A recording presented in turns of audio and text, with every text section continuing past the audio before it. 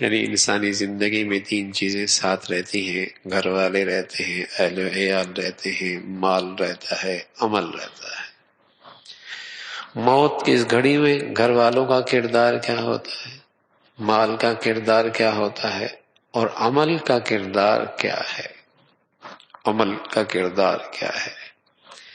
آج کا یہ نادان انسان جس چیز کو سب سے زیادہ نظر انداز کر رہا ہے وہی اس کی زندگی کی اس گھڑی میں سب سے زیادہ ساتھ دینے والا ہے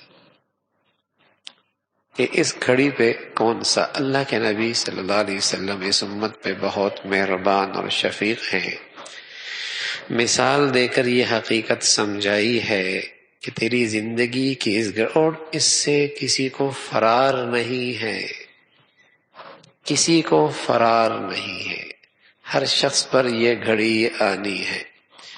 کل نفس ذائقۃ الموت، موت کا پیالہ سب نے پینا ہے۔ موت کی وجہ کیا ہے، کیوں موت آئی ہے؟ اس لیے کہ زندگی ہے، جو جیا ہے اس نے مرنا ہے، جو جیا ہے اس نے مرنا ہے۔ موت کی سب سے بڑی وجہ ہی زندگی ہے، اس کا سانس آیا ہے تو بھائی یہ زندگی کی یہ گھڑی آنے والی ہے، اور اس وقت جو چیز کام آنے والی ہے وہ نیک عمل ہے۔ یہ زندگی کا سب سے بہترین دوست ہے۔ اب ہم پر ہے اس سے ہم کتنی وفا کرتے ہیں، پھر یہ ہم سے وفا کرے۔ اب ہمارا اس سے اس کی کتنی قدر، اس کا لحاظ ہے، کل یہ ہمارا ساتھ دینے والا ہے۔